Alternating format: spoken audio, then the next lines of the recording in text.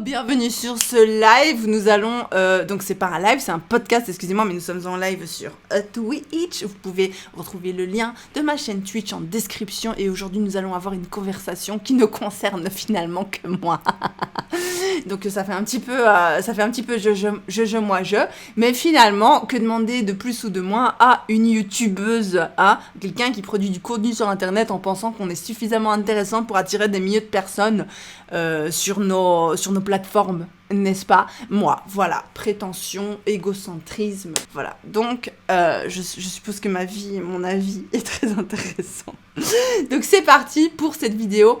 En fait, pour vous donner le contexte, il y a une semaine, j'ai fait un live pour discuter de tout et de rien avec vous. Il y a quelqu'un qui m'a posé la question, c'est qui?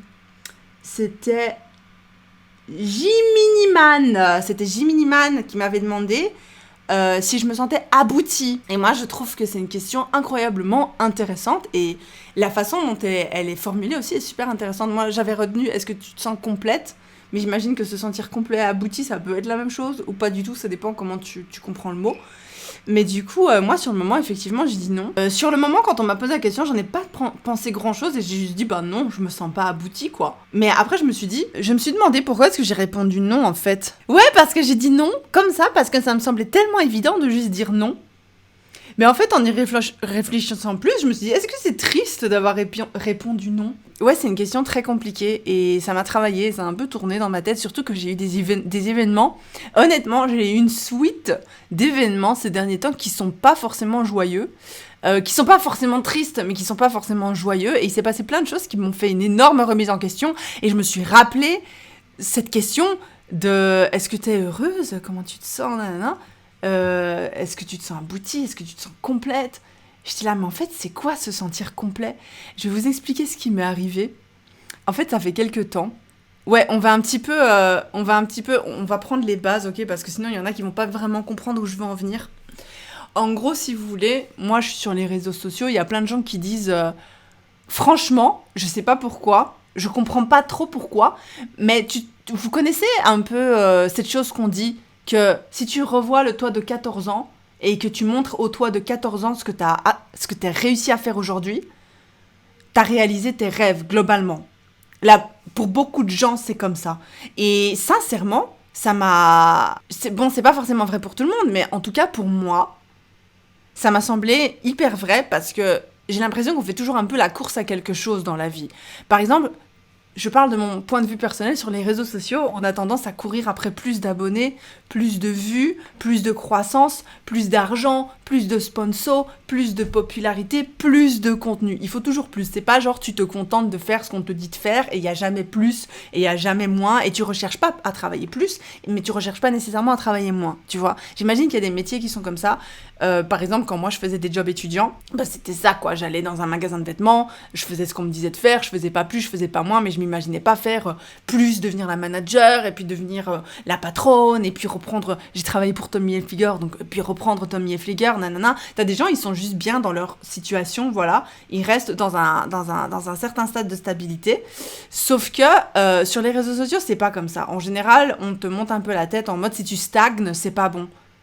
Tu vois. Et donc, j'ai toujours été, depuis très longtemps, dans cette course à la satisfaction des vues. C'est la nature de l'humain de toujours vouloir plus sans être rassasié à tous les niveaux. Mais je me demande si c'est vraiment la nature de l'humain. Je me demande si c'est pas un truc qu'on nous a un petit peu lobotomisé avec, de façon à ce qu'on essaie toujours de vouloir plus, justement. Plus d'argent, une plus grande maison, une plus grande famille, un plus grand diplôme. Toujours, il faut plus grand, plus fourni. Tu vois, et franchement, je me demande vraiment est-ce que c'est la nature de l'humain. Parce que t'as des gens qui se satisfassent très bien de ce qu'ils ont, en fait. Et encore aujourd'hui, je réfléchissais et je vous promets, je vais essayer de reprendre les choses dans l'ordre parce que ça peut paraître confus, ok? Ça fait des années que je cours après les vues, le contenu de manière générale, qu'est-ce qui va marcher, qu'est-ce qui va pas marcher. Pendant une période, je me privais même de poster un certain type de contenu parce que je me disais ça va pas forcément faire ses vues et tout. Et même au niveau à la maison, avec Momo, il faut toujours faire mieux, il faut toujours faire plus, alors qu'en fait, pas nécessairement. Tu vois, qu'est-ce que ça veut dire toujours plus, toujours mieux, faut toujours... je sais pas, c'est bizarre dit comme ça. Je me suis fait aspirer par les réseaux sociaux dernièrement et je m'en suis rendu compte très fort parce que ça a eu un impact, vraiment, ça a eu un impact sur mon moral. Vous savez que j'ai eu des problèmes de santé qui avait un impact sur ma santé mentale. Donc j'ai fait de la dysphorie, mais genre très très fort. Et c'était pas de la prémenstruelle, c'était de la dysphorie menstruelle, mais pendant 15 jours. Par le mois, ça veut dire, pour ceux qui... de façon plus concrète, en gros, c'est comme si j'étais en dépression. En dépression. Commencez pas à venir m'expliquer, non, mais c'est pas ça la dépression. En dépression, j'ai été diagnostiquée, ok. J'étais en dépression 15 jours par mois, ça veut dire 6 mois par an. Tu vois. Et en fait, les réseaux sociaux ont commencé vraiment à... Quand j'étais pas bien, quand je me sentais un peu en dépression, je commençais à me faire aspirer un petit peu par TikTok et compagnie. TikTok, franchement, c'est pas mal comme application, si c'est bien fait, la For You page et tout. Mais en fait, à partir d'un moment donné, c'était trop. Tu sens que ça a un impact sur ton cerveau, en fait, comment ton cerveau il fonctionne. Et c'est fou, en fait, les réseaux sociaux, ça a un côté hyper malsain quand c'est mal utilisé, tu vois. Et j'ai commencé à buzzer sur TikTok et tout. Et puis, en fait, donc j'étais tout le temps sur l'application TikTok parce que je buzzais de fou sur TikTok. Et puis, du jour au lendemain, genre mercredi passé, mon compte a été supprimé. Ça m'a fait un choc. Je me suis dit, mais enfin, pourquoi je buzzais? J'avais une vidéo qui avait presque... Ouais, sinon on n'aurait pas évolué, on serait toujours des hommes de Cro-Magnon. Je crois pas que ça ait un rapport. Je crois pas que le fait de toujours vouloir plus ait un rapport avec le fait d'être des hommes de Cro-Magnon. Parce que l'évolution, c'est l'évolution. C'est comme si tu disais, ouais, les pigeons, ils veulent toujours plus, c'est pour ça que c'est plus des dinosaures. Il me semble que l'ancêtre des pigeons, c'est le dinosaure, tu vois. Et ils ont commencé à voler et tout. C'est parce qu'ils voulaient toujours plus, ils voulaient voler, ils voulaient prendre leur envol. Je sais pas, peut-être que c'est vrai, peut-être que les pigeons, ils sont hyper ambitieux, tu vois, mais je sais pas si ça a un rapport. Je pense que l'évolution, c'est surtout de la sélection naturelle, quoi. C'est surtout qu'à un moment donné, on a développé des besoins par rapport à notre environnement et que c'est comme ça qu'on a évolué, quoi. Dans le sens où on aurait pu se satisfaire de laver le linge à la rivière, tout ça. Mais je pense, enfin je suis désolée, hein, mais ça, j'en parle dans mon livre justement, c'est intéressant que t'en parles. Et c'est intelligent ce que tu dis, je dis pas que c'est bête, attention, que ce soit très clair. Le fait, le truc du linge à la rivière, est-ce qu'on a vraiment eu le choix? Tu dis oui, on pourrait se satisfaire de laver le linge à la rivière, mais on n'a pas eu le choix en fait. Parce qu'à partir du moment, et j'en parle vraiment dans mon livre, vous le verrez, quand ce sera dit, ça aura beaucoup plus de sens. Si vous lisez ce passage-là, vous comprendrez que ça aura beaucoup plus de sens. Mais à partir du moment où tu es obligé genre, de payer des taxes, si tu veux être sur un territoire, tu es obligé d'avoir une certaine protection, tu es obligé d'être sur un territoire. De toute façon, quand tu existes, tu es sur le territoire de quelqu'un. Donc tu dois payer des taxes à cette personne pour qu'elle t'offre protection, pour pas que quelqu'un d'autre vienne te niquer la gueule pendant que tu es en train de laver ton linge à la rivière, justement. Donc tu dois travailler, mais donc t'as plus le temps de laver ton linge. Tu dois travailler pour avoir de l'argent, pour pouvoir payer quelqu'un qui va laver ton linge pour toi. Tu vois, donc je pense pas qu'on ait eu le choix, en fait. Je pense pas qu'on ait eu le choix, je pense que c'est pas une question d'ambition, c'est question d'ambition de certains humains. Certains humains ont voulu asservir, entre guillemets, oui, non, asservir, hein, c'est le mot. Certains humains ont voulu asservir les autres, d'autres humains, et c'est comme ça qu'on n'a plus eu le choix, en fait, qu'on n'a plus eu le temps d'aller laver le linge à la rivière, et qu'on a besoin de trouver chaque fois quelque chose de plus pratique, parce que si vous réfléchissez bien, si demain on vous dit, voilà, quelqu'un qui travaille, qui a des enfants et tout, on lui dit, demain tu vas laver ton linge à la rivière, t'as pas le temps, genre physiquement parlant, tu peux pas le faire. T'as pas le temps. Peut-être une raison de praticité, oui, mais une praticité par rapport à quoi? Qu'est-ce qui fait que laver son linge à la rivière, c'est moins pratique que de le laver à la machine à laver en soi? Parce que c'est pas pratique, hein. Une machine à laver, tu dois l'acheter. Pour avoir une machine à laver, tu dois avoir accès à de l'eau, tu dois avoir accès à une maison. Ça veut dire que tu dois travailler. Ça veut dire que pour travailler, en théorie, t'as dû faire des études ou alors des formations. Ça veut dire que t'as un boss. C'est pas plus pratique. Moi, je trouve ça hyper... Si on avait que ça à foutre de laver son linge la journée et de faire pousser nos légumes, on passerait notre journée à laver notre linge et à laver nos légumes et on serait bien content, je pense. Moi, je pense qu'on se trompe. C'est mon avis, d'accord? Mais je pense qu'on se trompe quand on dit que c'est un gain de temps, en fait, et d'énergie. C'est un gain de temps et d'énergie que dans la société à proprement parler. Si tu enlèves la société... c'est vachement plus pratique de juste aller laver son linge à la rivière.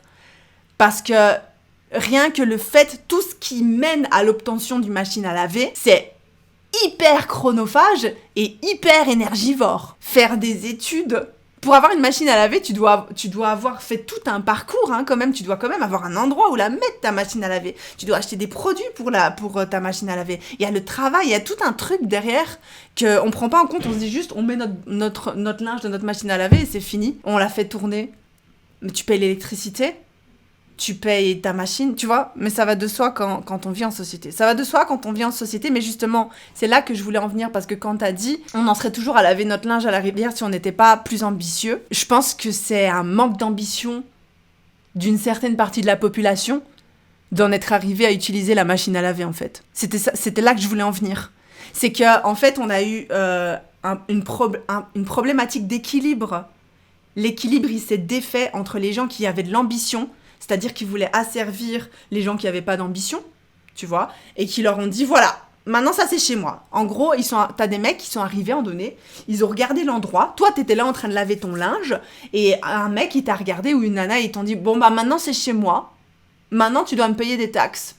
Et toi tu t'es pas posé plus de questions, parce que t'es pas ambitieux, et tu vas juste dire ok, parce que sinon tu te fais tuer de toute façon.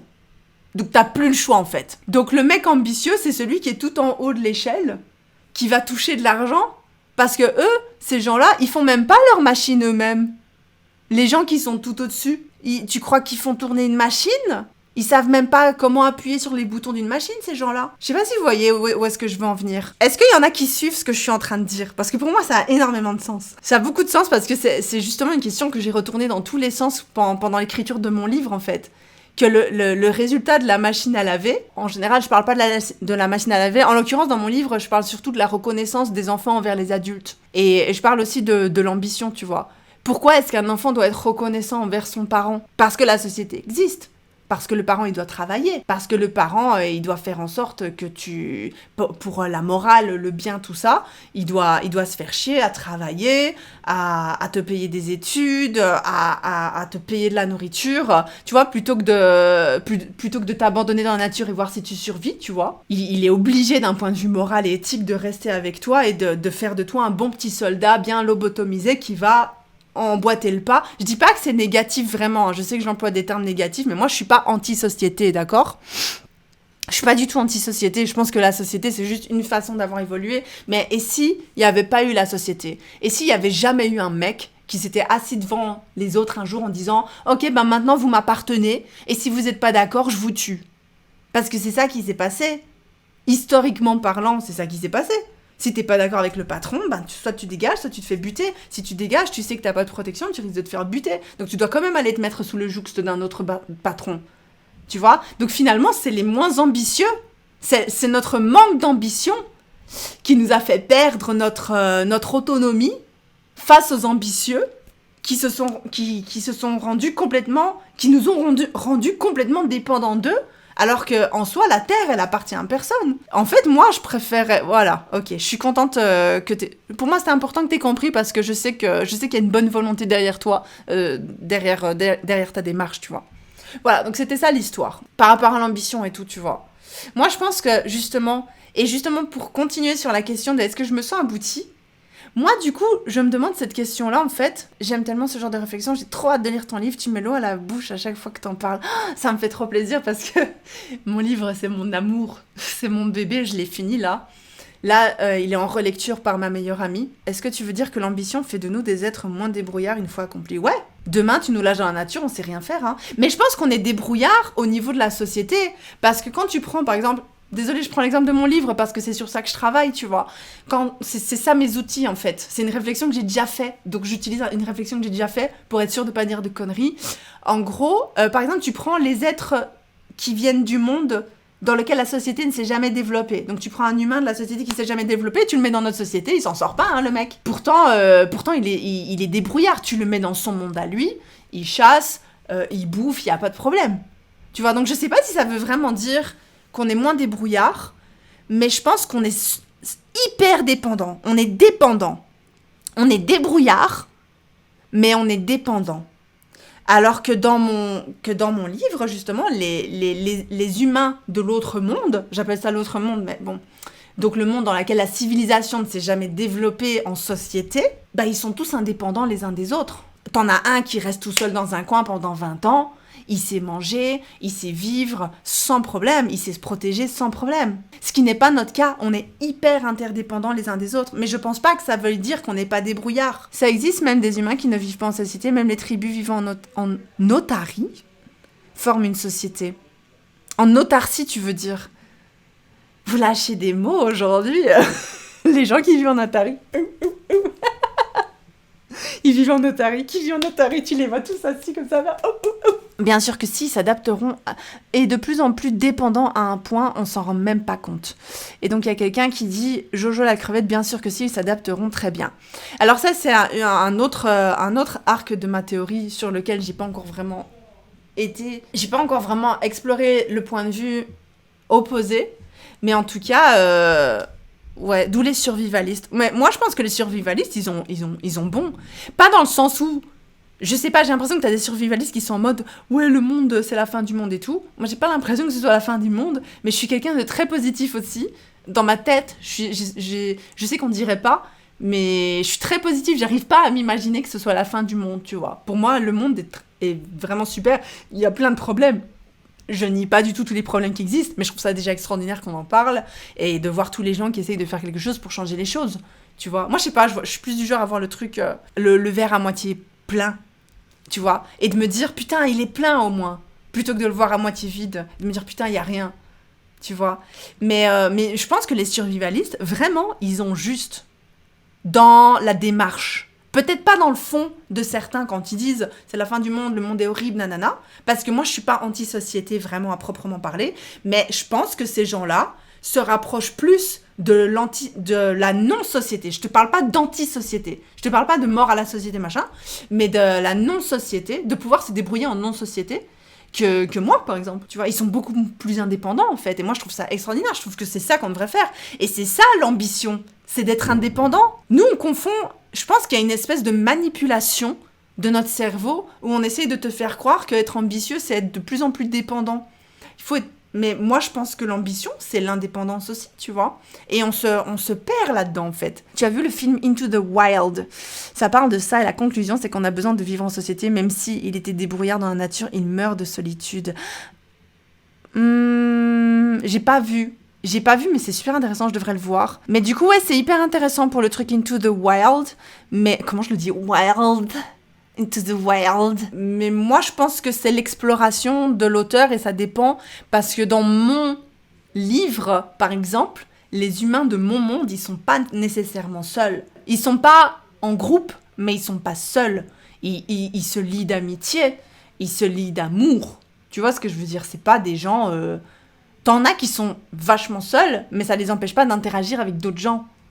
Donc je sais pas si, quand on dit... je sais pas c'est quoi le thème de Into the Wild, mais si c'est juste un mec qui s'isole, en sachant que nous, on a besoin de contact humain, comme n'importe quel animal, je pense qu'il y a énormément d'animaux, quand ils sont isolés de leur race, ça peut être vachement compliqué pour eux de survivre, ou même moralement, tu vois.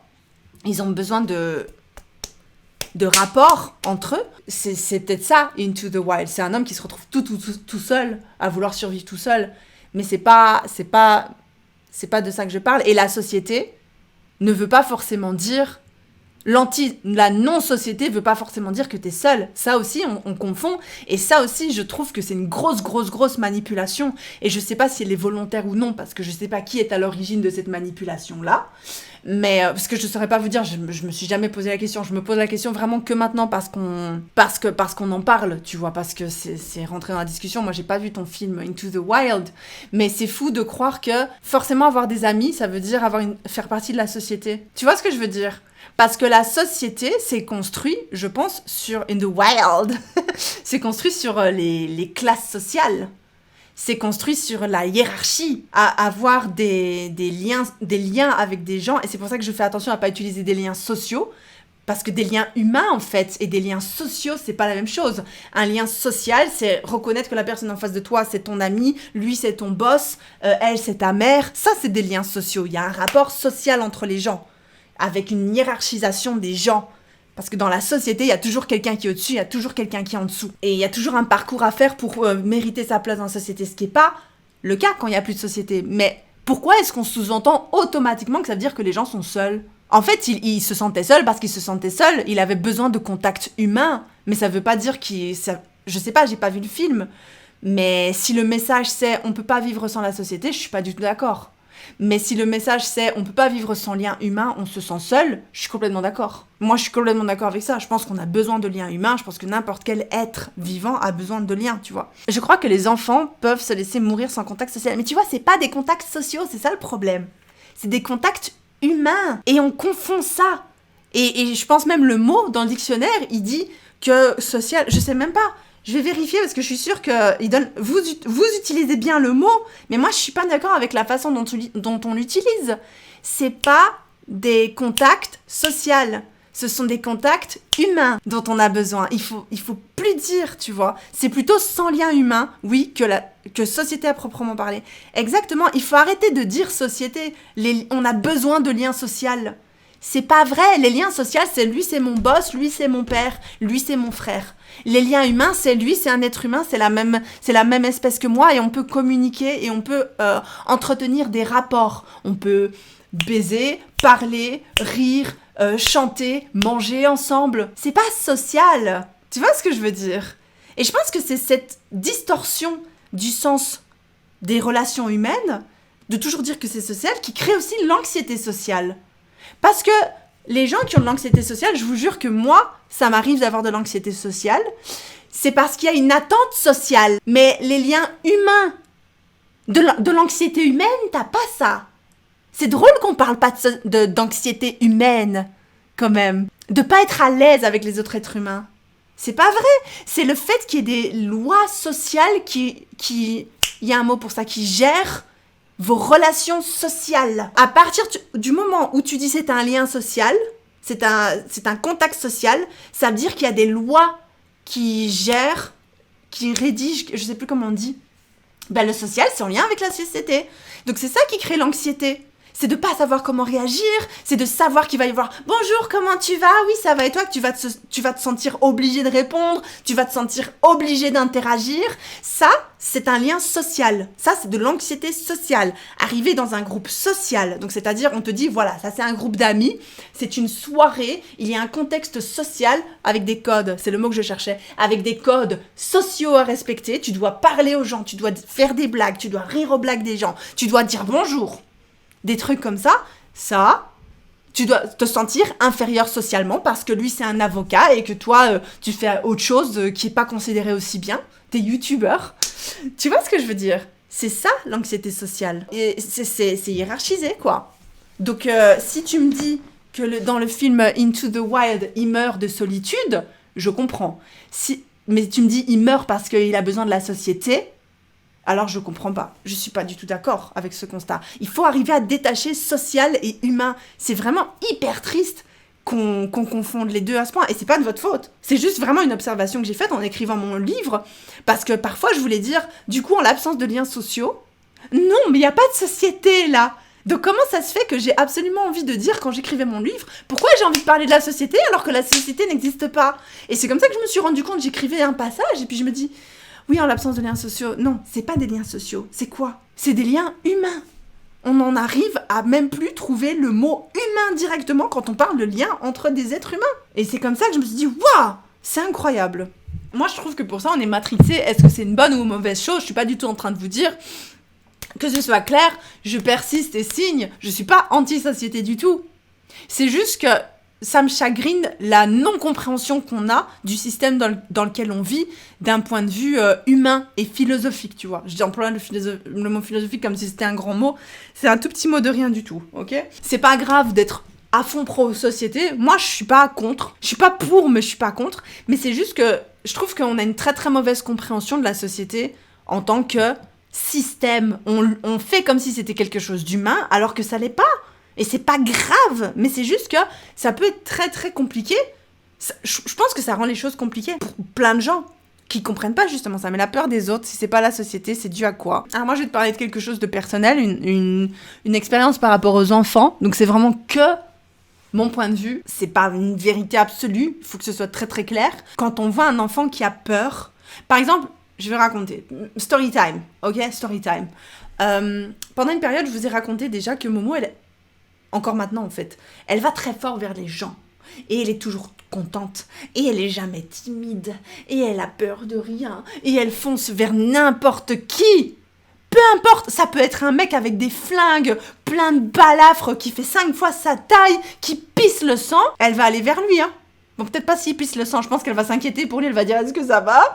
Mais vraiment, elle est du genre à aller vers les gens systématiquement. Et en fait, du coup, j'en ai parlé au pédiatre, parce que ça a commencé à m'inquiéter, parce que forcément, moi, ça m'arrange pas. Hein, parce que moi, ayant grandi dans la société, je sais qu'un enfant c'est considéré comme inférieur, que ça se kidnappe facilement, qu'on peut en abuser des enfants parce qu'on les considère comme inférieurs justement, et qu'il peut se passer plein de choses, quoi. Plein de choses horribles liées à mon expérience de la vie, aux choses que j'ai vues et entendues autour de moi. Hein. J'insiste sur ça, il faut que ce soit très clair. Et en fait j'en ai parlé au pédiatre et j'ai dit ouais ça m'inquiète et tout. Et le pédiatre il a dit mais en fait c'est une très bonne chose madame. J'étais là ah bon? Il a dit je comprends que ça vous fasse chier, vraiment, je comprends, je change un peu les termes, hein. Il a dit, je comprends que ça vous emmerde, que ça vous stresse, mais le truc, c'est qu'en fait, elle se comporte comme ça parce qu'elle n'a jamais vécu d'expérience négative vis-à-vis des gens. Et après, ça a tourné dans ma tête, et en fait, par exemple, quand un enfant est timide, je vais dire des gros mots, hein, attention, hein. Quand un enfant est timide, ça peut être dû soit aux parents qui instaurent cette peur en disant « Fais attention à ça, touche pas à ça, fais pas ça » en voulant être trop protecteur. Et ça, c'est pas moi qui l'invente, c'est un fait scientifique, c'est un fait de psychologie de base, c'est un fait qui a été vérifié, que j'ai même pu mettre en pratique dans la vie, parce que le meilleur ami de Momo, à la base, il était ultra timide. Et en fait, sa maman... Le premier jour où on s'est rencontrés, elle est venue vers moi, elle a dit comment ça se fait que votre enfant, que ton gosse, ta gamine, elle va vers tout le monde comme ça. Et j'ai dit je l'encourage à faire des choses, tu vois. Et et maintenant c'est le meilleur ami de Momo et il est beaucoup moins timide. Parce que maintenant sa mère, et c'est vrai que ça a été un changement et elle me l'a dit, enfin c'est quelque chose qui a été communiqué entre elle et moi, c'est qu'en fait elle a commencé à arrêter de juste dire non fais attention monte pas là, non tu vas te blesser fais attention, non reviens ici t'éloignes pas trop c'est dangereux. Dangereux de quoi, tu sais même pas. Mais c'est ta mère qui te le dit, donc tu vas avoir peur, c'est ça. Ou alors, la timidité aussi, ça peut, malheureusement, aussi venir de mauvaises expériences avec des gens. Tu dois mesurer la situation, tu dois regarder, voir si t'es pas en danger avant d'avancer. Mais un enfant qui n'a jamais vécu ni l'un ni l'autre, moi j'ai jamais dit à Momo, fais attention à ça, fais pas. Jamais. Je la laisse aller et voilà, je lui fais confiance. Et apparemment, elle a jamais eu de mauvaise expérience avec des gens. Et du coup, ça fait qu'elle va tout le temps vers les gens. Donc, c'est pour ça que je veux dire, la peur des gens, je pense que c'est juste dû à une mauvaise expérience avec les gens. Et c'est quelque chose que je vérifie à mon échelle, avec mon expérience. Quand j'étais petite, j'allais vers les gens et je parlais à tout le monde hyper facilement, mais en grandissant, je suis devenue timide. Pose-toi la question, pourquoi? Est-ce que t'as peur d'être jugée? Est-ce qu'il s'est passé quelque chose qui a fait que t'as commencé à avoir peur d'être jugée? T'as vu quelqu'un se faire juger? T'as vu, tu vois? Ça vient de quelque part. C'est pas genre, en vérité, je sais plus qui m'avait dit ça. Je sais pas si c'est le pédiatre qui m'a dit ça, ou si c'était, je sais plus qui m'a dit, ou si c'était une maman, ou un truc comme ça. Mais en fait, la timidité, c'est pas un trait de personnalité, hein. C'est une conséquence d'expérience. Négative ou positive, hein. Tu peux avoir vu un film... ou ça peut être n'importe quoi qui te marque. Tu peux avoir un jour vu une image d'un petit nounours qui se fait humilier par un groupe d'autres petits nounours. Tu dis « Oh mon Dieu, j'ai trop peur que ça m'arrive à moi. » Boum, tu deviens timide. La timidité, c'est une forme de peur qui peut être liée à des parents surprotecteurs ou des parents qui peuvent être violents. Ou alors, si du jour au lendemain, ton enfant il rentre à la maison, il est timide, il peut s'être passé quelque chose à l'école.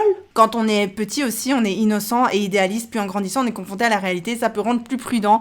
Et comme la timidité, exactement, mais c'est pas un trait de personnalité, la timidité. C'est une réponse à plusieurs situations.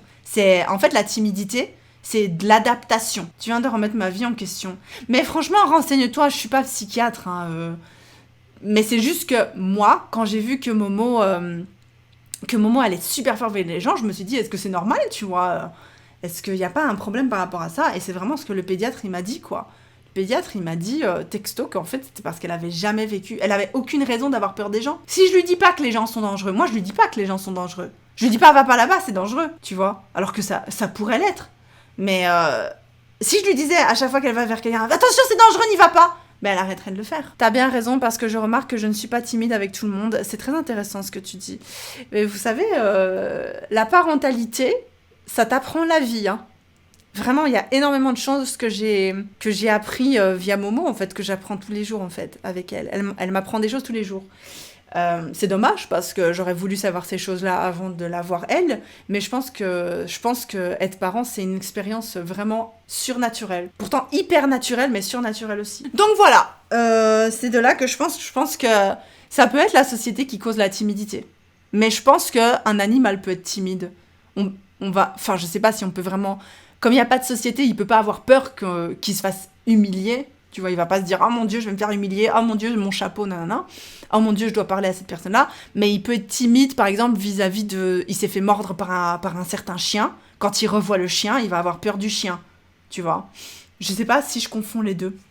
Quand je m'occupais d'enfants, en tant que nounou et prof, je me remettais tout le temps en question. Pourquoi ? Mais il faut tout le temps se remettre en question avec les enfants. C'est un truc de fou. La parentalité, t'as dû te replonger dans toi étant petite, ta vision des choses en tant que petite fille. Mais exactement, toutes les choses que j'ai vécues et que parfois il y a des choses que j'ai envie de reproduire, parfois il y a des choses que j'ai pas envie de reproduire, c'est tout un choix, hein, en fonction de comment moi je l'ai vécu. Parfois mon corps est timide, sans que mon esprit s'en rende compte. Je deviens hyper rouge comme quand j'étais enfant. Sauf que contrairement à avant, je m'en rends plus compte et je n'ai aucun stress ressenti. Mais ça, c'est bien. C'est ton corps qui a une réaction peut-être inconsciente, j'en sais rien. Ça, à mon avis, ça relève plus du subconscient, quoi. Est-ce que tu as entendu parler des groupes de pairs ? P-A-I-R ? Je sais pas, je me méfie avec vous, parce que parfois, vous me sortez des dingueries au niveau de l'orthographe. Hein. Parce que je me demandais si c'est bien, si j'étais pas trop ferme. Ah ouais, mais ça, c'est difficile, surtout si c'est pas tes enfants. Quand c'est pas tes enfants, c'est hyper dur, parce que tu sais pas ce que l'enfant, il vit chez lui, en fait. Qui peut être interprété d'une manière ou d'une autre par l'enfant. Comment un animal pourrait être timide, du coup, avoir peur n'est pas forcément être timide ? Je pense que la timidité est intrinsèquement liée à la peur. Je vais vérifier en fonction de la définition. Peut-être que je me trompe complètement. Timidité. Ah, regarde, c'est intéressant ça. Surmonter sa timidité, la définition. Écoutez. Manque d'aisance et d'assurance en société. C'est ça la timidité. C'est intrinsèquement lié à la société, d'après cette définition. Comportement, caractère d'une personne timide. D'accord ? C'est cool. On va regarder les synonymes de timidité. La confusion, l'embarras, la gaucherie, la gêne, la modestie. L'appréhension, l'épouvante. Attends, je cherche les synonymes. J'essaye de voir si la peur est dedans. Mais non, je trouve pas la peur. Je trouve l'épouvante, l'appréhension. Ah, vas-y, on va prendre appréhension. Du coup, c'est un synonyme apparemment. Bon, ça veut pas dire que c'est le même mot, attention. Hein. Mais si un synonyme, j'essaie juste d'utiliser mes petits... Voilà, donc l'appréhension, c'est un sentiment d'appréhension et proche de la peur. Je pense qu'il y a beaucoup plus de personnes qu'on le croit qui sont timides, c'est juste qu'on doit tout le temps la surmonter. Au final, je me débrouillais bien d'après le retour, c'est chouette. Je vais regarder timidité, peur. Ok, donc ici j'ai un article de France Inter. Vous me dites si c'est quelque chose de fiable. La timidité est la réaction qu'on ressent face au regard de l'autre quand on a peur de ne pas faire bonne impression, de donner une bonne image de soi. La timidité est liée au regard de l'autre dans des situations nouvelles ou avec un enjeu nouveau. La timidité est la phobie sociale. Incroyable, j'adore. Il faut toujours chercher les raisons émotionnelles de la timidité car selon ce qu'elles sont, on peut les combattre. La timidité peut devenir une phobie sociale, donc c'est une peur. Oui, c'est une conséquence. La timidité est une conséquence de toute façon. Mais oui, pour répondre à ta question par rapport à l'animal, je suis complètement d'accord. J'ai utilisé cet exemple-là de l'animal qui peut avoir peur en sachant que je pense que l'animal ne ressent pas la timidité. Et je me suis mal exprimée du coup. Je suis complètement d'accord avec ce que tu dis, Fixtina. Cuisine Fixtina. Je vais arrêter de te faire chier avec ça. Quand tu dis que... Je pense que la timidité, c'est quelque chose, du coup, par définition, c'est quelque chose de social. La timidité, c'est créé socialement. Donc, effectivement, la peur et la timidité, surtout chez un animal, l'animal ne connaît pas la timidité, puisque la timidité est par définition sociale. Je pense juste, et en fait, c'est pour ça que je voulais prendre cet exemple, je pense par rapport... Mais tu as raison, tu as tout à fait raison. Et j'aurais pas dû m'exprimer comme ça. Mais je pense par rapport à une expérience vécue, où en fait, je connais un enfant qui est hyper timide, et c'est horrible ce que je vais dire, et je suis désolée parce que je dis ça avec un grand sourire, mais en fait, c'est pas du tout une bonne chose. Et je sais de fait que c'est un enfant qui se fait engueuler très fort à la maison, et que c'est un enfant qui a, d'une certaine mesure, assez peur des gens. Et je pense que cet enfant a peur. Vraiment. Mais je le connais pas personnellement et je peux pas me permettre de juger et c'est pour ça que je ne fais rien. Mais la maman a parlé à quelqu'un que je connais en disant que le papa était assez violent. Peut-être pas physiquement, mais moi j'ai déjà vu des actes que j'estime personnellement, je sais qu'on n'a pas tous la même définition, mais moi j'ai vu des actes que j'estime des actes violents envers l'enfant.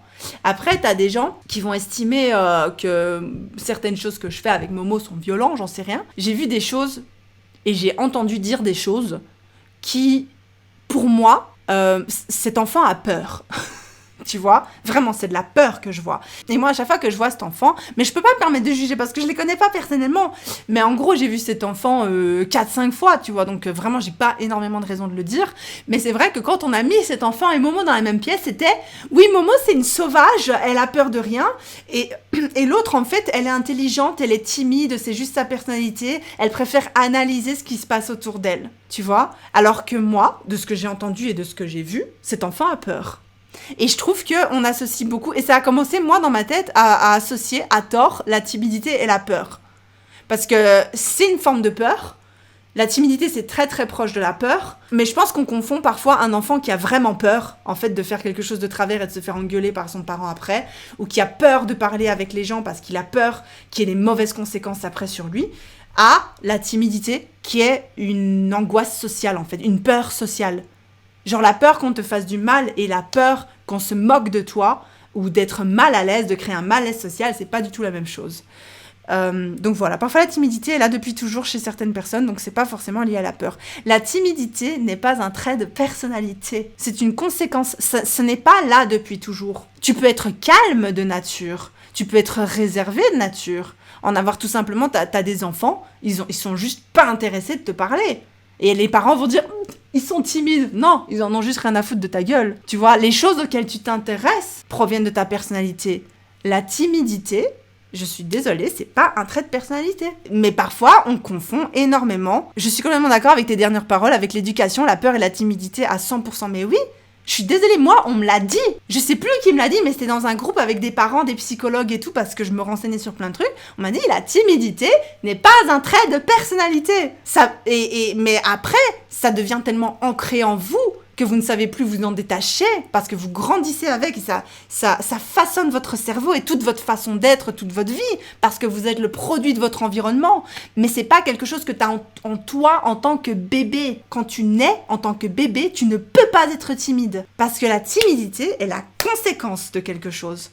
Mais en tant qu'adulte, tu peux être timide. Ça arrive avec le temps, ça arrive avec l'expérience. Ce n'est pas un trait de personnalité. Et il faut arrêter de confondre quelqu'un qui est juste introverti avec de la timidité, quelqu'un qui en a juste rien à foutre de ta gueule avec de la timidité, quelqu'un qui a peur parce qu'il vit des choses horribles à la maison avec de la timidité. Différencier personnalité et tempérament. Je pense que je suis pas sûre, mais je pense que le tempérament fait partie de la personnalité.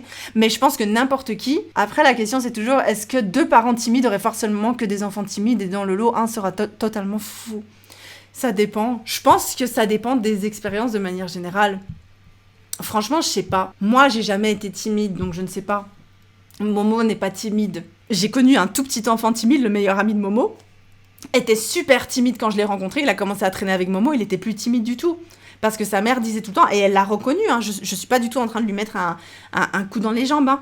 Vraiment, elle l'a reconnu en disant en fait, elle était tout le temps sur son dos, quoi. Et parfois, je pense que le fait d'avoir un parent timide, ça force la timidité chez l'enfant parce que l'enfant reproduit les comportements des parents, tout simplement. S'il voit que le parent est timide, qu'il veut pas aller, s'il sent que le parent est angoissé, a peur socialement, l'enfant va avoir peur et être angoissé socialement. C'est ni le cas de moi, ni le cas de Mohi. Je pense que jamais Momo n'a ressenti de l'angoisse émanant de moi un jour où on se retrouvait sortis avec des gens et tout.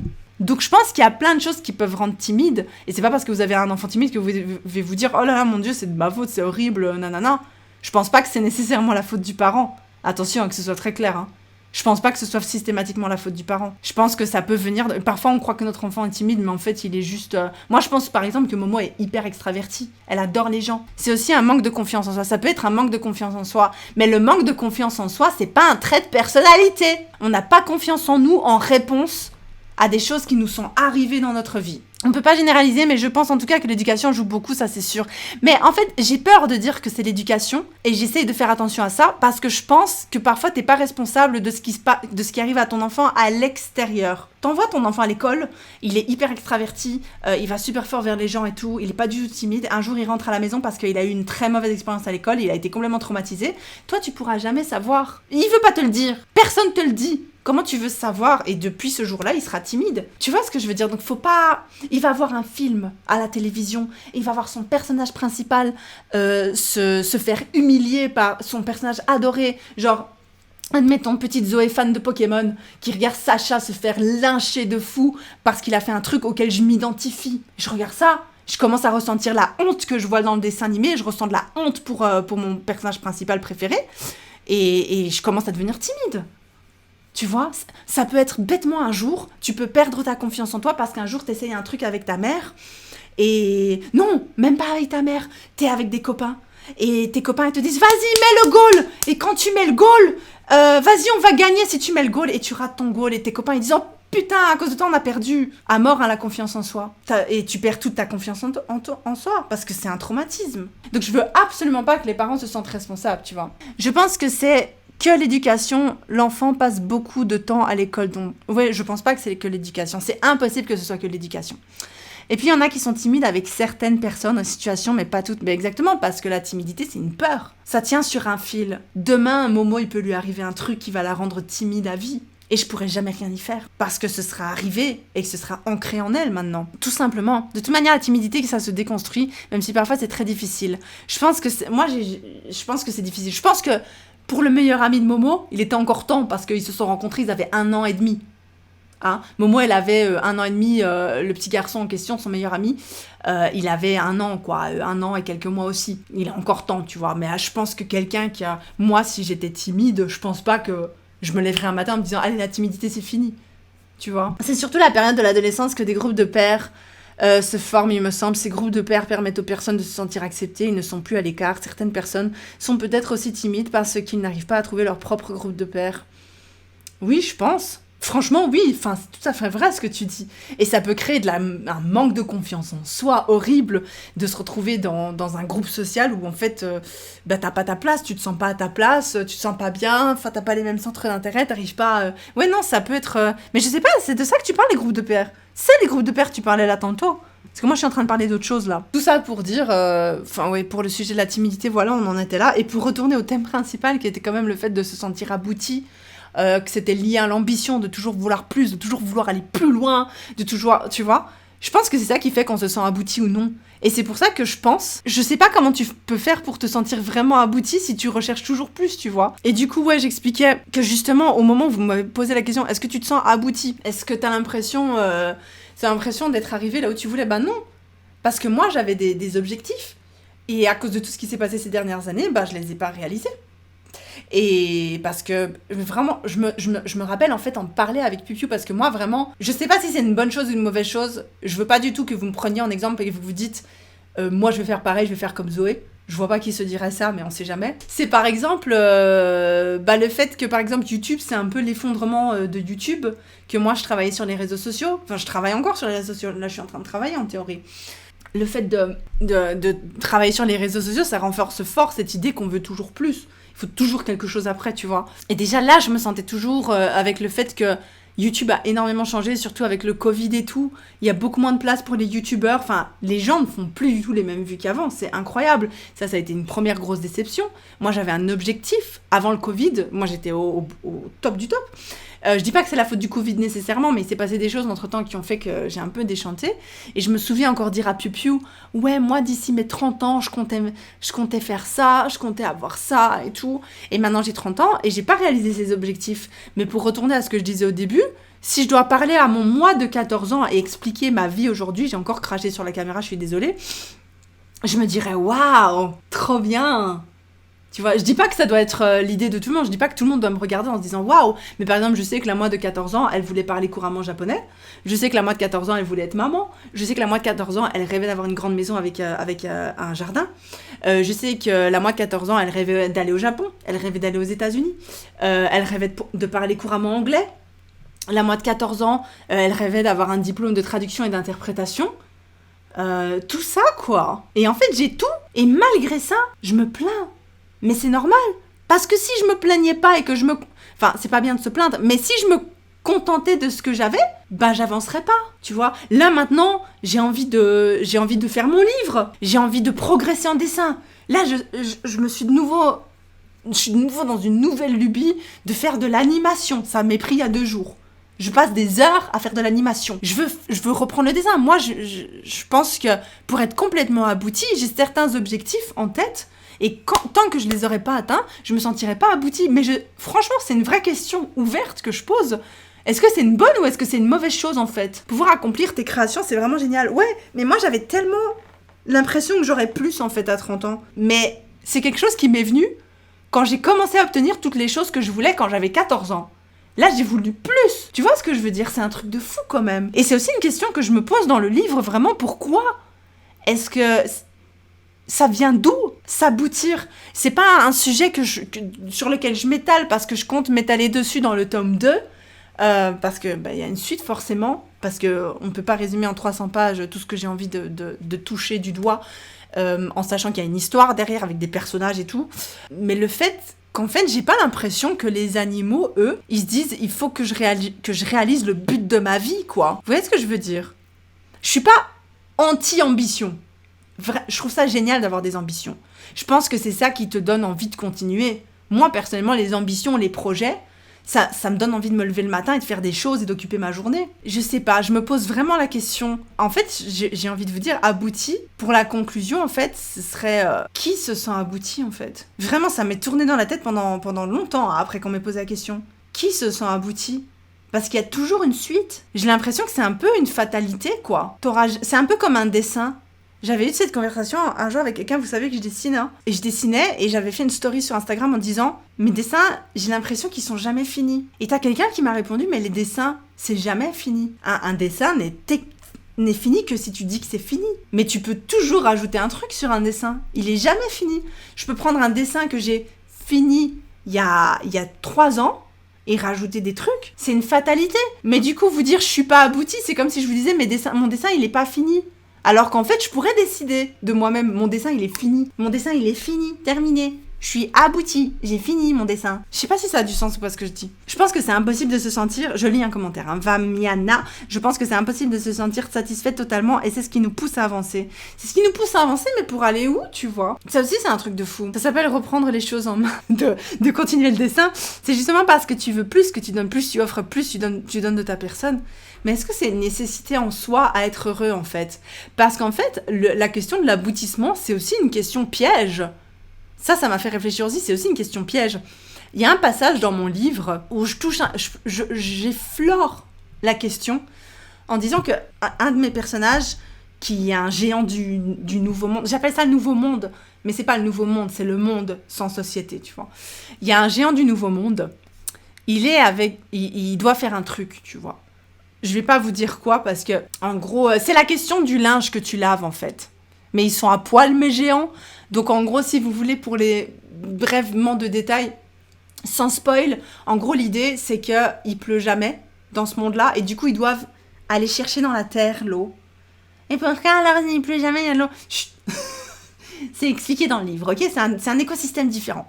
Mais en gros, il pleut jamais. Et du coup, ils doivent presser avec leurs mains l'eau. Et ça prend des heures. Et t'as les humains de notre monde qui regardent ça et qui se disent « Mais comment vous pouvez perdre votre temps à ça ?» Et en fait, l'idée, c'est que ils n'ont pas nécessairement mieux à faire. Ils n'ont pas plus important. Ils ne doivent pas courir après leur carrière ou après un certain mérite. Ils ne doivent pas courir après une certaine reconnaissance ou une certaine notion d'aboutissement. Le mec, tout ce qu'il veut, c'est boire. Le mec, tout ce qu'il veut, c'est boire. Et après, il a rien d'autre à foutre. Après, il va aller se promener, tu vois. Est-ce que tu as déjà donné le titre de ton livre ? Je l'ai déjà dit. Ça s'appelle « De sable et de sang ». Quand c'est une nécessité vitale, c'est pas une perte de temps, non ? Non, c'est pas une perte de temps, effectivement. Mais c'est vrai que vis-à-vis d'un humain comme nous, on peut se dire « Ouais, mais aller laver le linge à la rivière, quelle perte de temps ?» Mais pourquoi ? Parce que notre temps, il est monétisé, hein. Notre temps, on le mesure. C'est pas quelque chose que les animaux font. Ils se disent pas « Oh putain, j'ai passé 3 heures à chasser aujourd'hui. » Parce que c'est pas de l'argent. Le temps, c'est pas de l'argent. Nous, on se dit, oh putain, j'ai passé 3 heures à presser pour de l'eau. Du coup, j'ai pas pu travailler, j'ai pas pu créer, tu vois. C'est une espèce de lubie qu'on a. Et je me demande si la notion d'aboutissement, en fait, c'est pas juste quelque chose d'hyper sociétal. Je crois pas que les animaux, ils se posent la question de savoir s'ils sont aboutis. Et ça les empêche pas de vivre et d'être heureux. Et en fait, je pense, mais ils chassent pour vivre ou survivre. Mais oui. Mais après, tu fais quoi? Ils dorment, ils se promènent, ils profitent du soleil. Nous aussi, on mange pour vivre ou survivre. On travaille pour quoi? Pour vivre ou survivre. Les choses qu'on crée, souvent, quand on crée quelque chose, on tend à avoir un désir de les monétiser, de capitaliser nos hobbies. On veut capitaliser sur nos passions. Quand tu dis, moi, ma passion, c'est de faire la vidéo, il faut que tu deviennes vidéaste, alors il faut que tu fasses des films. Moi, ma passion, c'est le dessin. Oh, tu pourrais devenir styliste. On veut tout le temps se dire qu'il doit y avoir un but monétisable à ce qu'on fait. Quand tu veux créer des dessins, t'as quand même le but pour beaucoup de personnes, je dis pas que c'est valable pour tout le monde, mais le but, la finalité du truc, c'est de les vendre. T'as plein d'artistes qui vendent leurs bails sur Etsy. Nous, on tend à un désir alors qu'eux n'ont pas de désir. Qui n'a pas de désir? Les animaux? Les animaux n'ont pas de désir? Comment tu sais? Qu'est-ce qui te fait dire que les animaux n'ont pas de désir? C'est une vraie question, c'est pas du tout une question péjorative. Vu que l'on n'a plus besoin de survivre, on doit se focus sur autre chose, carrière, passion, pour se sentir utile. C'est vrai. Mais attention, je suis complètement d'accord avec l'idée qu'on n'a plus besoin, mon chat désire sortir. Ben oui, les animaux ont des désirs. Parfois, quand tu présentes un type de nourriture ou un autre type de nourriture à un animal, il désire un certain type de nourriture plus que l'autre. Il désire des câlins. Il a des projets aussi, ton animal. Quand tu le vois gratter un truc dans le sol pendant des heures, c'est un projet.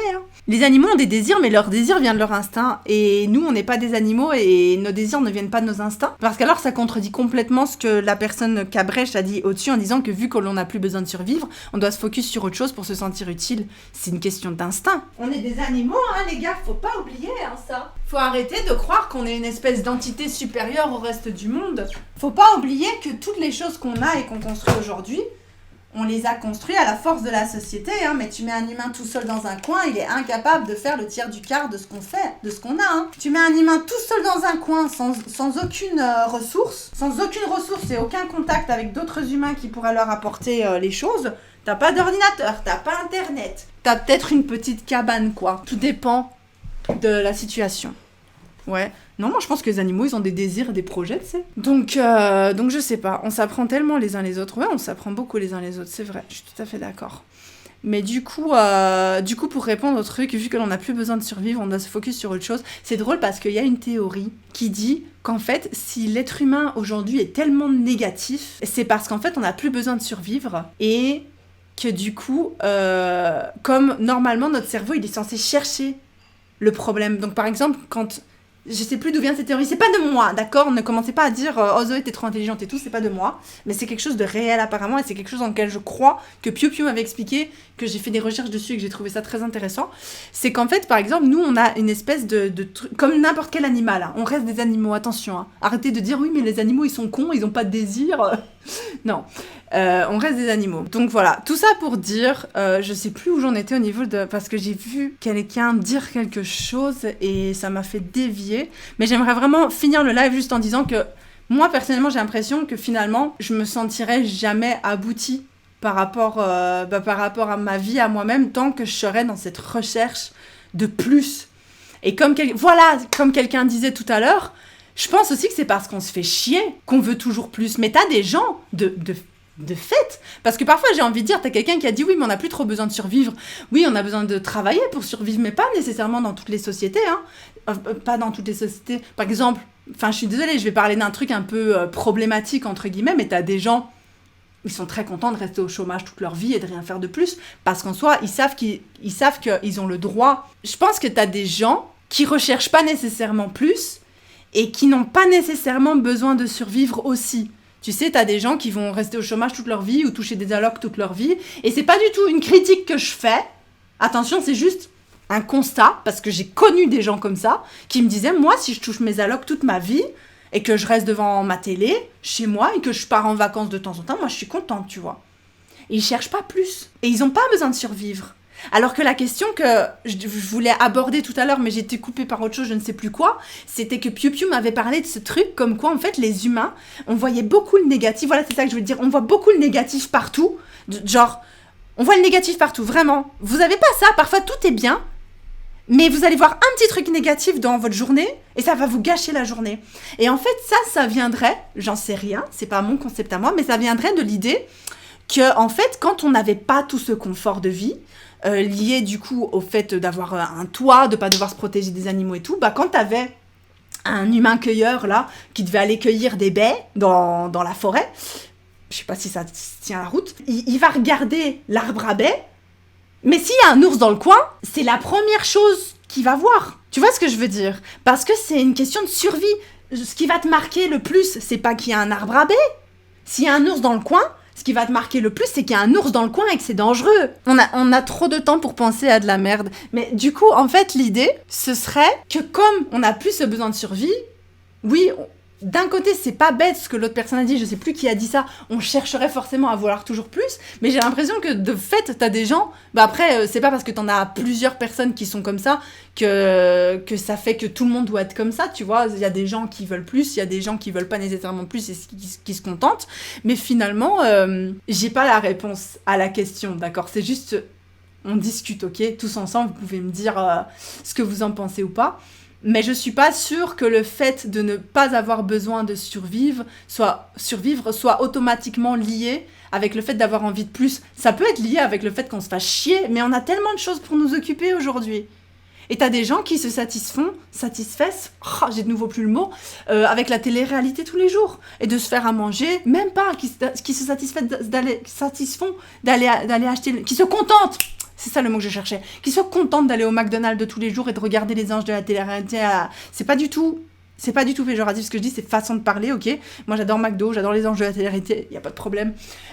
Qui sont contents avec ça en fait. Et de pas travailler, de toucher des allocs parce qu'ils ont bien fait leurs embrouilles là. Je connais quelqu'un comme ça. Et c'est comme ça toute leur vie. Tu vois, donc qu'est-ce qui fait que moi, j'ai toujours besoin de plus forcément, tu vois. Je comprends la notion du négatif, de voir le négatif un peu partout, de dire, tu sais, par exemple, je vais avoir 20 commentaires gentils, si j'en ai un qui est méchant, à une époque, ça me cassait, quoi. Je me disais, ouais, ils aiment pas la vidéo, c'est bon, tu vois. Et puis c'est Piu Piu qui m'a expliqué ça, il y a genre, dans ce cadre-là, il y a genre 4-5 ans, il m'a dit ça, ça m'a marqué à vie. Je suis tout à fait d'accord avec l'idée que le fait de voir plus le négatif, c'est lié au fait qu'on ait moins besoin de survivre, mais alors j'ai une question, est-ce que le fait est-ce qu'on a vraiment moins besoin de survivre? C'est sûr que notre vie est beaucoup plus confortable que si... façon de parler, parce qu'en fait, on a sacrifié notre temps et notre humanité au profit de la société pour pouvoir bénéficier de tout ce que la société peut nous apporter. C'est-à-dire un très très gros confort. C'est pour ça que je le répète depuis le début du live, je suis pas anti-société. Moi j'adore le confort. Moi tu me mets dans un monde sans société, je meurs après 3 jours. Voilà. Mais je veux dire, on a troqué notre confort en tant qu'humain de pouvoir gambader toute la journée à rien foutre. Et de pouvoir laver notre linge si tant est qu'on ait du linge, tu vois, parce qu'en soi, qu'est-ce qui nous empêcherait de vivre à poil? Dans l'autre monde de mon livre, ils vivent à poil, là, ils n'ont pas de linge, ils n'ont pas besoin de quelqu'un pour faire du linge, pour créer du linge, ils n'ont pas besoin de ça. Il n'y a pas d'entreprise, ils n'ont pas d'objet, ils n'ont pas de propriété, tu vois. Ce qui empêche complètement le développement de la vente, du troc, tu vois ce que je veux dire? Il fallait bien que je trouve une solution à ça, tu vois. Mais en fait, on sacrifie ça pour avoir le confort de pas devoir aller chasser notre bouffe. On sacrifie cette liberté de juste dormir toute la journée si c'est ce qu'on veut faire et de chasser que quand on a faim, en prenant le risque de pas forcément trouver ou que ce soit un peu plus compliqué. Mais d'un autre côté, on doit aller travailler. Est-ce que c'est pas aussi une forme de survie de devoir aller travailler, de faire des études? C'est ça la grande question. Parce que la société nous a donné justement tout ce confort. Ouais, on a un énorme confort. La vie est confortable. Ça, c'est sûr. Mais est-ce qu'on serait pas aussi un peu en train de survivre? Et c'est pour ça que t'as des gens qui renoncent au fait de devoir survivre dans la société et qui vont sur la rue, qui préfèrent... Enfin, t'as des gens qui disent... Moi, j'ai jamais rencontré quelqu'un comme ça, mais j'ai entendu parler de ces gens-là, donc dites-moi si c'est un mythe. Mais des gens qui préfèrent, en fait, ne pas participer à la société, ne pas survivre en tant que travailleur, mais survivre dans la rue. Tu vois, qui préfèrent avoir froid, mais au moins pas devoir survivre, devoir faire des études, devoir agir en société et tout, et juste pouvoir rester assis sur son cul toute la journée et attendre qu'on te donne de l'argent si ça te convient. Tu vois ce que je veux dire? Ah ben demain, il y a un grand effondrement, je connais qui vont avoir du mal. Bah moi, la première, je suis incapable de survivre sans société. Hein. Oui, il y en a même qui le vivent en camion, certains. Oui, j'ai l'impression, je crois vraiment que tu fais bien de lui laisser le choix de s'exposer ou non sur les réseaux quand elle sera plus grande. Au moins, elle n'aura pas à avoir honte de quoi que ce soit. Bravo de ne pas céder à la facilité. Ouais, mais franchement, là, j'ai mal au cœur. J'ai mal au cœur de lui avoir couru dessus juste parce que j'ai oublié de... Elle a eu peur, vraiment, elle s'est saisie, je pense. Il y a beaucoup de sans-abri qui sont dans la rue par choix. Je sais pas si c'est vrai, j'ai peur de dire une connerie, mais j'ai entendu cette légende urbaine aussi, tu vois. Donc moi j'ai l'impression, je suis désolée, moi quand je, au regard de ça, à cette lumière-là, je me pose sincèrement la question, est-ce qu'on peut vraiment parler, on peut parler de confort lié à la société, mais est-ce qu'on peut vraiment dire qu'on n'a plus besoin de survivre? Ça c'est ma question. Ça c'est la grosse question sur laquelle je vais finir. Moi je pense qu'on survit.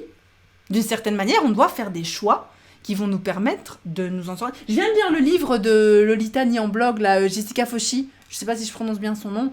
Elle par choix, elle voulait pas participer à la société et tout, elle voulait être dans la rue et tout, elle était dans des squats, elle voulait pas survivre, commencer à travailler. Pour elle, c'était vraiment de la survie, quoi. De devoir travailler, de devoir sociabiliser, de pas pouvoir faire que ce qu'elle a envie toute la journée. Et alors, elle s'était arrangée pour pouvoir juste vivre à sa manière, ce que moi, je considérais de la survie, mais elle, à son âge, à l'âge qu'elle avait dans son livre, en tout cas, elle considérait que travailler, faire des études et tout, c'était de la survie. Tu vois, c'est fou, parce qu'en fait, c'est une question de point de vue, vraiment. Tout ça pour dire, j'aimerais énormément arrêter de chercher plus, mais c'est impossible pour moi, parce que j'ai toujours envie de faire plus. Et du coup, je pense que je serai jamais aboutie. Et je serai jamais satisfaite de moi. Et j'aimerais tellement être comme ces gens, et c'est pas du tout une critique, c'est pas du tout péjoratif, mais j'aimerais tellement être comme les gens qui arrivent à se contenter d'une situation. Parce qu'il y en a plein. On dit que c'est le propre de l'homme de toujours vouloir plus, mais je suis pas forcément d'accord, parce que moi je connais plein de gens qui sont juste contents de leur bail, quoi. Ils demandent pas plus que par exemple, les fonctionnaires, et c'est pas du tout péjoratif, mais genre ceux qui n'ont pas d'options, de vision, de hiérarchisation, tu vois. Ils savent qu'ils vont pas avoir de promotion. Ils savent qu'ils vont rester là toute leur vie, avec le même salaire toute leur vie. Mais ils sont contents. Ils ont leur maison, leurs gosses, ils s'en sortent avec ça, et ils veulent pas plus. Il y a des gens qui sont comme ça. Et j'aimerais trop être comme ça aussi. Parce que je me dis, c'est tellement prise de tête, en fait, de toujours vouloir plus, et je comprends pas d'où ça vient, mais d'un côté, je pourrais pas vivre sans, parce que moi, je comprends vraiment pas quand les gens disent... Par exemple, moi, j'ai de l'angoisse à l'idée Par exemple, je vais vous donner un exemple. YouTube, ok ? YouTube, moi, ça a été la plus grande déception de ma vie. Et c'est aussi une... non, si t'es à la place d'Elon Musk, t'as pas forcément besoin d'en chercher plus. Mais Elon Musk, il cherche plus, hein, il me semble, non ? Il continue de prendre, me semble-t-il. Des fois, on doit travailler ou étudier sans jour off, même si t'as des trucs à faire ou être malade aussi, il faut bosser, même si tu pourrais pas ne pas travailler, c'est des choix, des façons de voir ou des priorités. Il y a des gens qui sont comme ça car ils n'ont pas une bonne estime de ce qu'ils sont capables de faire. Tu penses ? Je sais pas. Elon Musk, il est toujours en train d'innover, de vouloir plus. Ouais, il y a des gens sans ambition.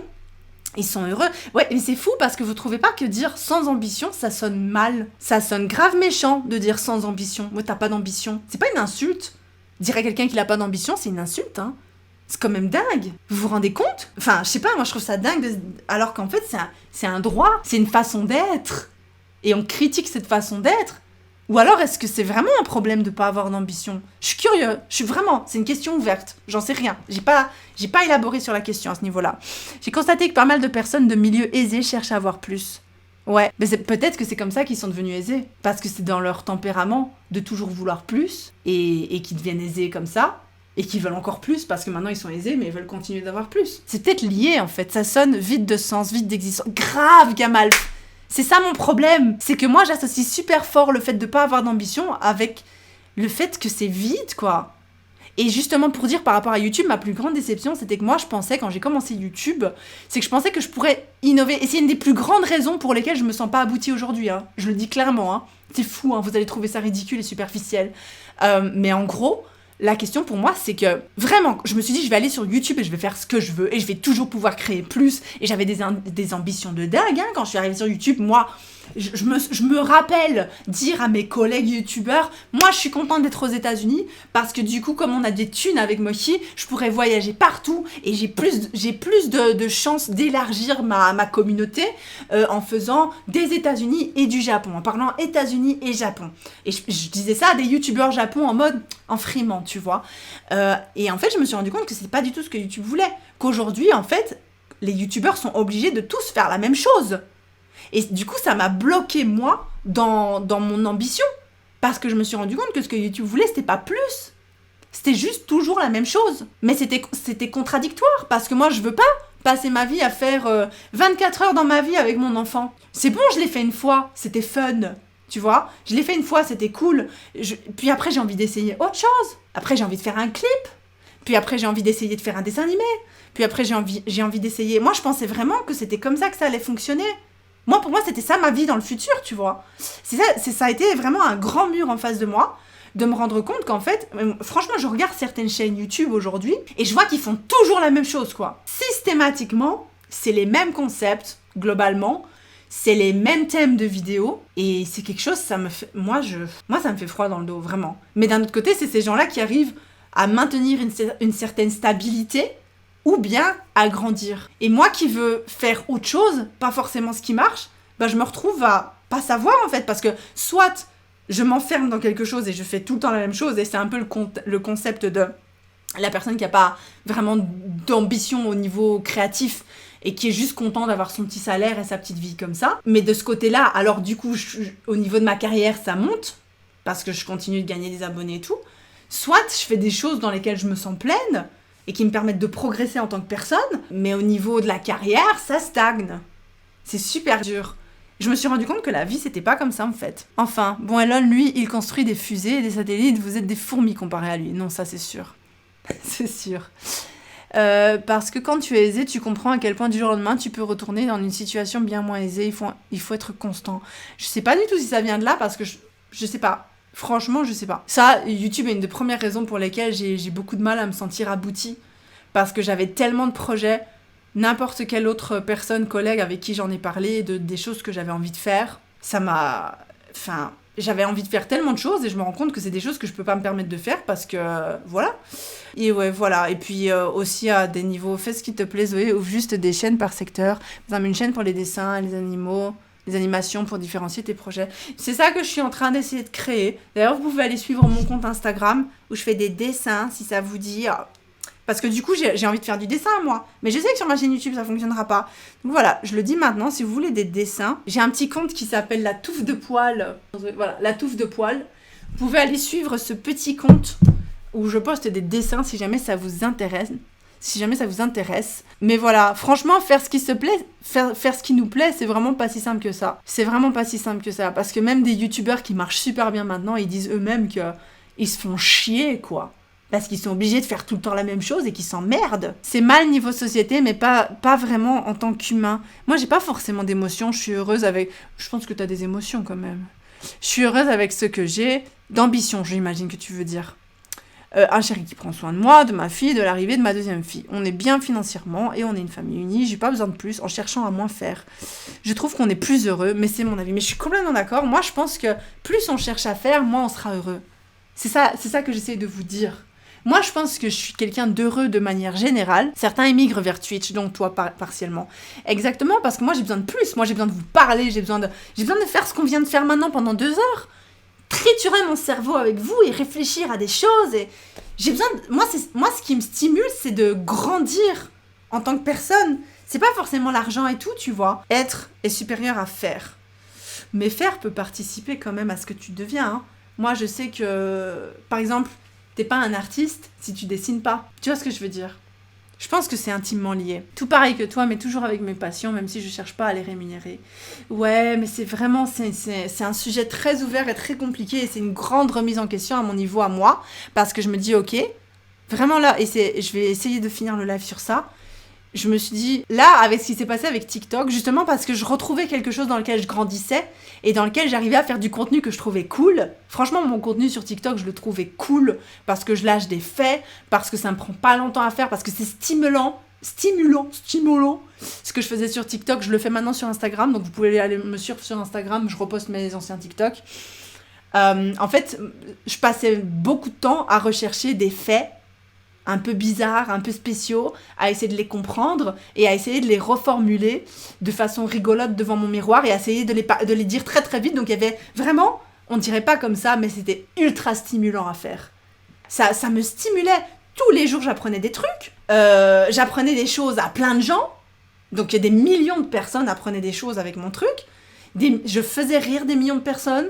Et moi, ça me stimulait mon cerveau parce que je devais me rappeler par cœur ce que je devais dire devant le miroir. Je devais faire des recherches. C'était vraiment très stimulant.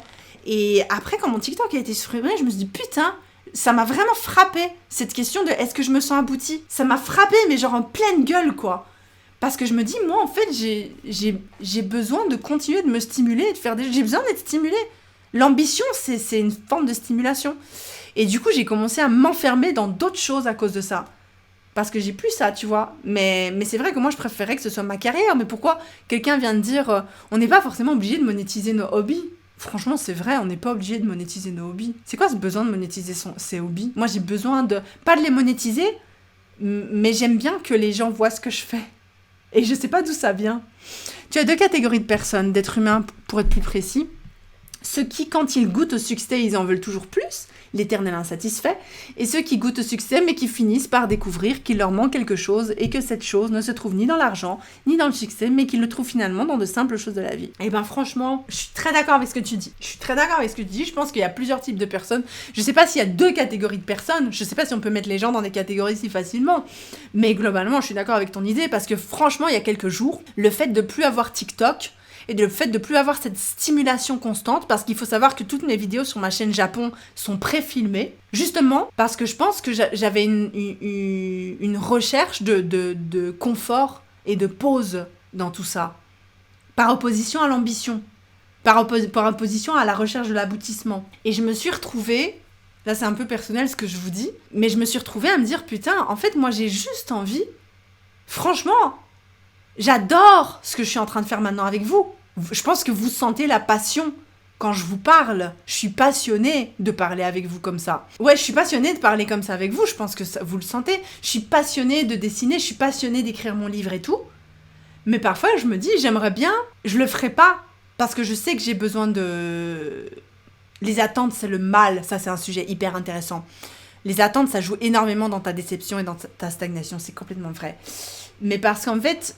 Je voulais vous dire, je le ferai pas, je pense vraiment pas en arriver là, mais à force de déception, par exemple vis-à-vis de YouTube, qui en fait t'enferme dans une case, et si tu rentres pas dans la case, il t'emmène dans les méandres, dans les abîmes de la plateforme, et tu n'existes plus pour personne, tu perds des abonnés, tu perds de l'argent, enfin tu perds pas de l'argent, mais tu gagnes plus d'argent, t'as plus de vues, t'as plus de reconnaissance, tu travailles un peu pour rien, tu vois. Si tu fais quelque chose qui juste pour toi, sur YouTube aujourd'hui, vraiment que tu aimes et que t'as malheureusement la malchance que ça rentre pas dans une catégorie hyper populaire, genre par exemple t'es un fan de Lego et il y a pas énormément de fans de Lego, bah t'auras moins de visibilité que quelqu'un qui est fan de K-pop. Tu vois ce que je veux dire? Moi je suis tombée un jour sur la chaîne d'un mec, il fait des Lego et en fait il a une de ses vidéos qui a buzzé, il avait genre 100 000 abonnés et il faisait genre 1000 vues par vidéo parce qu'en fait les Lego bah ça intéresse personne, tu vois, globalement. Voilà, et c'est vrai que ça crée des attentes, tu te dis ouais, t'as envie que ce que tu aimes faire en fait plaise, et c'est pour ça que aujourd'hui t'as beaucoup de youtubeurs, de créateurs sur TikTok partout, hein, qui font plus des choses parce que ça plaît plutôt que parce que ça leur plaît vraiment à eux. Et moi, j'aimerais vraiment juste faire ce qui me plaît, sans regarder... Ouais, j'ai juste envie de sortir mon livre. Là, pour le moment, ce qui me passionne, c'est mon livre, et de faire ça avec vous. Et j'ai juste envie de faire ça. Et si je peux récupérer mon TikTok un jour, je ferai des TikTok. Mais vraiment, là, ce que j'ai envie de faire, c'est dessiner, faire des dessins en rapport avec mon livre, vous parler de la société, continuer de discuter avec vous, de réfléchir avec vous, de poster sur Twitch, de poster sur ma chaîne de podcast, de poster mes petites vidéos réelles, sans me prendre la tête, et de publier mon livre, en fait. C'est vraiment les choses qui me passionnent en ce moment, mais c'est les choses qui marchent le moins. Mais c'est pas grave. Malheureusement, les réseaux sociaux, c'est vraiment pas un endroit où tu te sentiras jamais abouti, en fait. Parce que pour te sentir abouti, à moins vraiment que ce que tu aimes, c'est les choses qui marchent, et que du coup, ça fait que ta carrière marche très très bien parce que tu aimes les choses qui marchent, là, tu peux te sentir abouti. Mais si, en tant que créateur de contenu sur Internet, sur les réseaux sociaux de manière générale, ce que tu aimes, c'est ce que la minorité des gens aiment, tu te retrouves soit forcé à faire des choses que t'aimes pas, soit à faire des choses que t'aimes, mais avec très très peu de visibilité. Donc en fait, c'est vraiment un cercle vicieux, les réseaux sociaux, et parfois je me dis, j'aimerais juste aller travailler dans une boutique. J'aimerais vendre des fleurs, par exemple. J'aimerais aller vendre des fleurs. J'aimerais être prof, donner des cours aux enfants. T'as pas d'attente, t'es pas coincé. Tu fais juste ce qu'on te demande de faire et à la fin de la journée, tu fais tes hobbies pour toi, tu vois. Par contre, j'ai remarqué que la création pure a bien moins de succès que les photos selfies. Elle est générationnelle, genre 3 likes pour un dessin et 3 pour notre pomme. Pour notre pomme. Et 30 pour notre pomme, tu voulais dire.